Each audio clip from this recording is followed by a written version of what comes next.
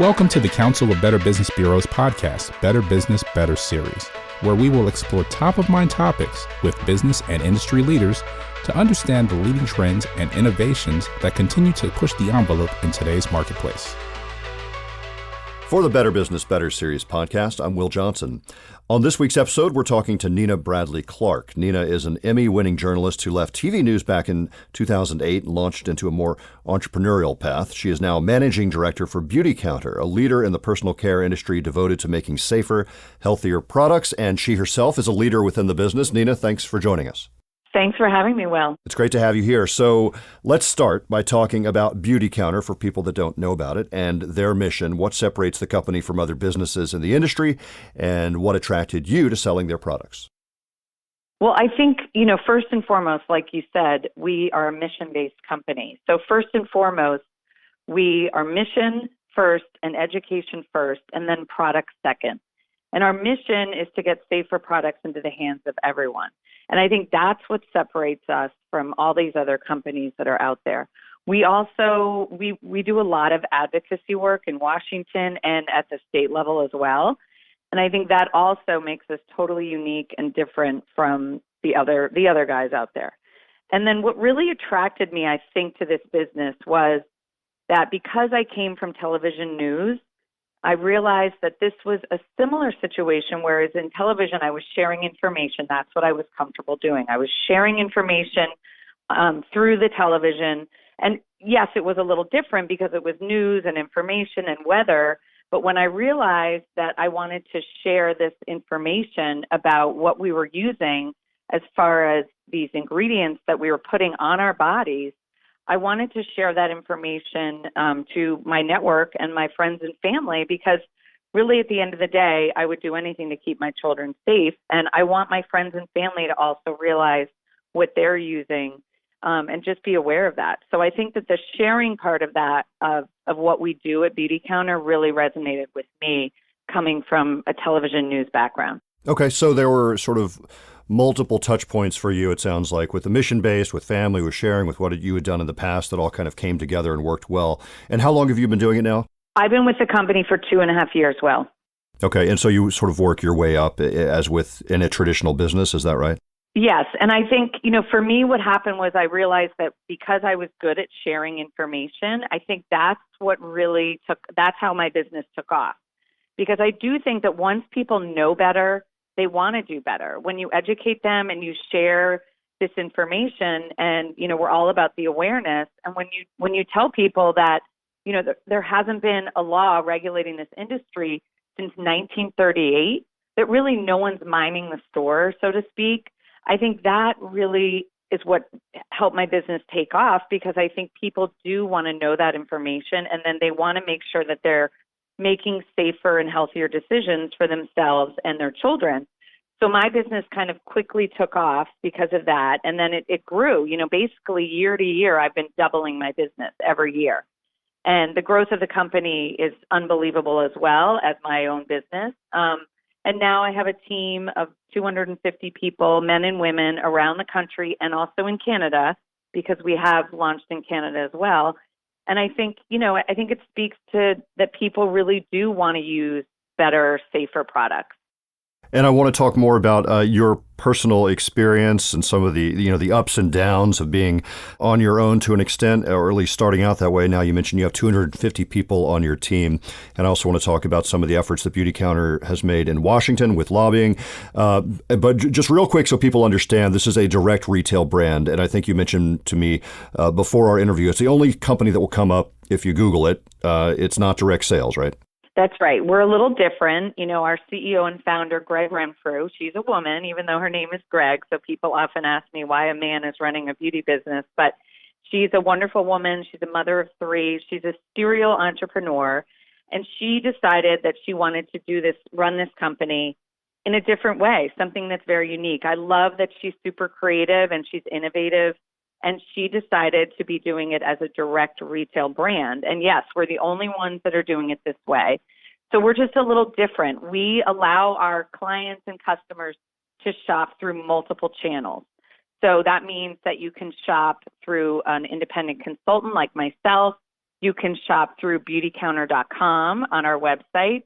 You can also shop at places like our pop-up shop. We have a pop-up shop open for the summer on the island of Nantucket. You can go in there and browse and see all of our products firsthand in the shop. And then we also do really incredible strategic partnerships with great companies like J.Crew and Gwyneth Paltrow's website Goop. And we did a really successful partnership with Target. So we're always trying to think outside the box. And that's why I really love this company, because we do things differently.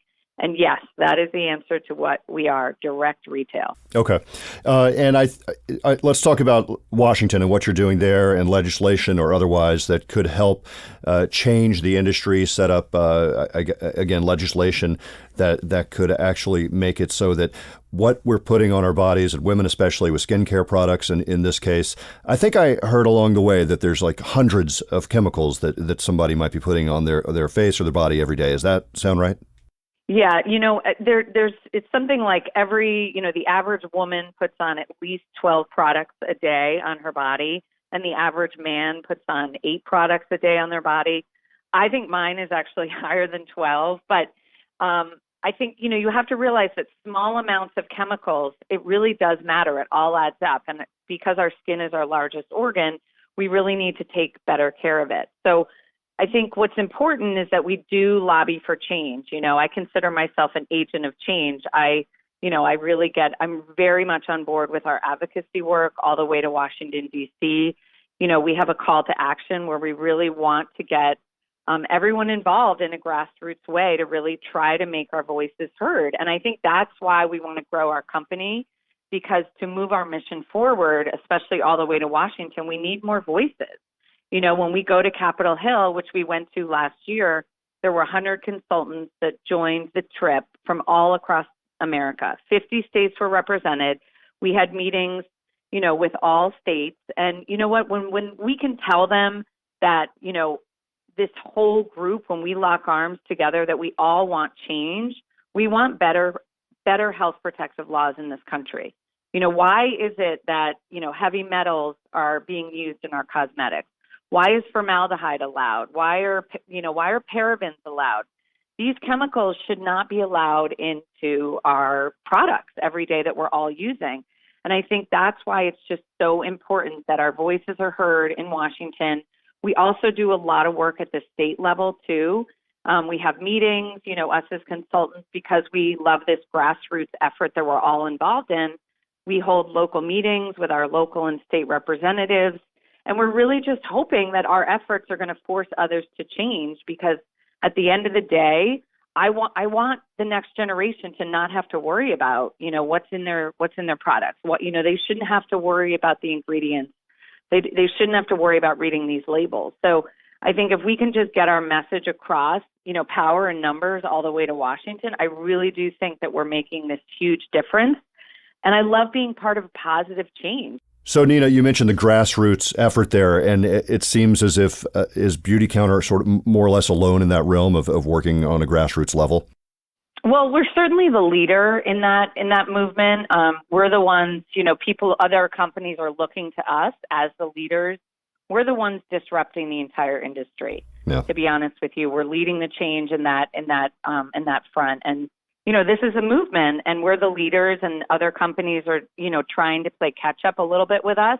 But we welcome that. If more companies would join us, we would be thrilled. That's what we want. When we say we want safer products in the hands of everyone, that's what we really mean. We want safer products out there. So we welcome others to join us in this, in this call to action.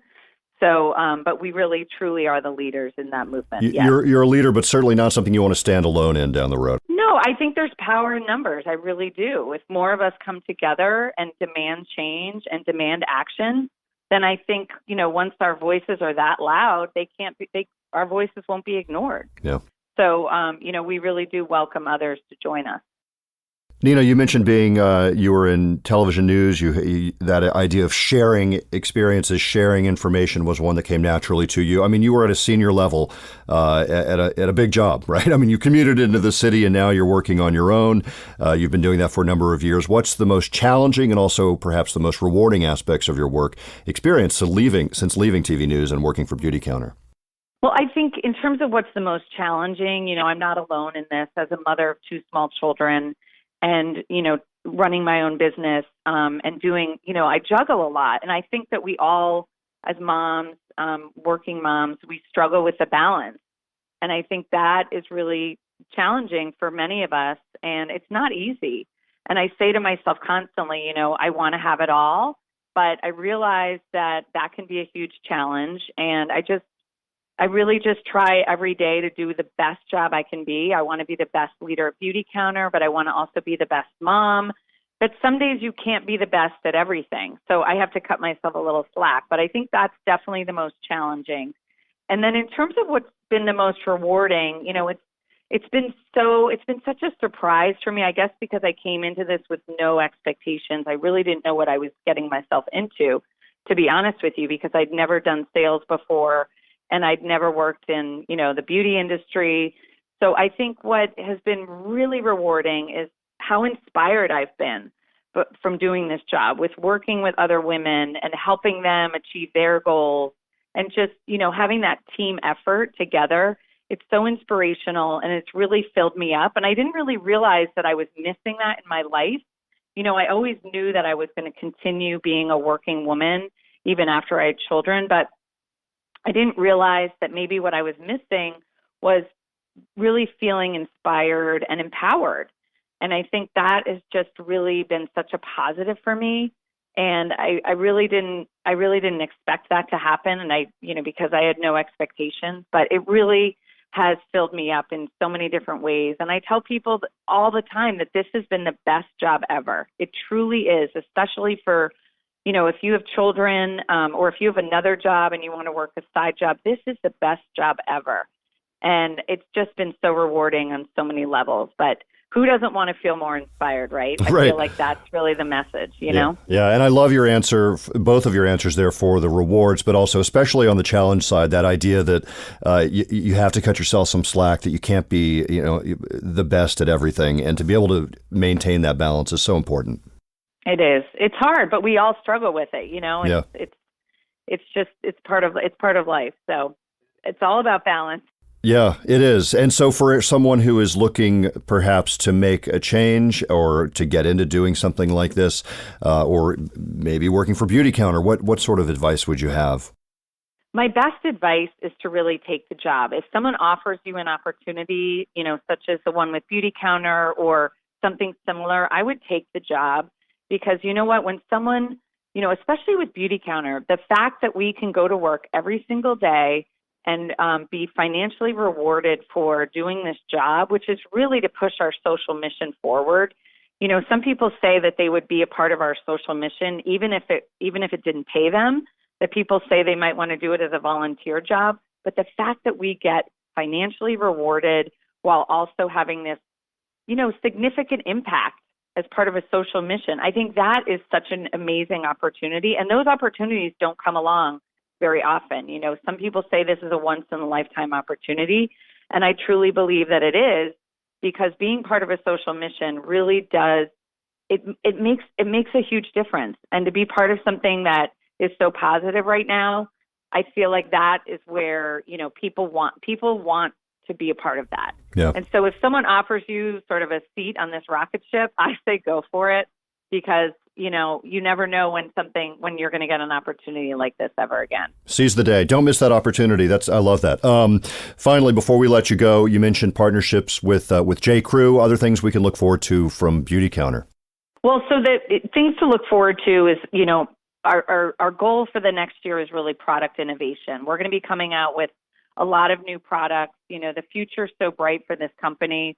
We're growing like crazy. I mentioned my own business growing, doubling year to year. And that trend is going to be continuing for the company, as well as those of us that are lucky enough to work for the company. So as these new products, innovative products, as they come out That's only just going to make the future better and brighter for Beautycounter. And our work in Washington is also going to be continuing. That's more stuff that we can look forward to. We're going to really be, trying to make the push to do more things in Washington, D.C. and on Capitol Hill. And I also believe that more women and men are going to be taking advantage of this incredible business opportunity to join Beautycounter, because when they see the growth of the company, it does blow your mind. And, like I said, if someone offers you that opportunity, you want to jump on board. Yeah, so cool. All right, that inspirational and positive. We love your message. Nina Bradley Clarke, thank you so much for talking with us today. Thanks so much, Will. All right, if you'd like to learn more about Beautycounter, go to beautycounter.com. And Nina Bradley Clarke's personal page is beautycounter.com/Nina Bradley Clarke. If you'd like to learn more about the Better Business Bureau, visit us at bbb.org. For the Better Business, Better Series podcast, I'm Will Johnson. You just enjoyed Better Business, Better Series podcast. Be sure to tune in next month for a brand new episode. To learn more about our other shows, visit betterbusiness.blueberry.com. That's betterbusiness.blueberry.com and subscribe. The thoughts and opinions expressed on this podcast are the views and opinions of the guests, not those of the Better Business Bureau, Council of Better Business Bureaus, or program affiliates. This podcast is for information and educational purposes only and is copyrighted with all rights reserved. This podcast is protected by Blueberry's Terms of Service.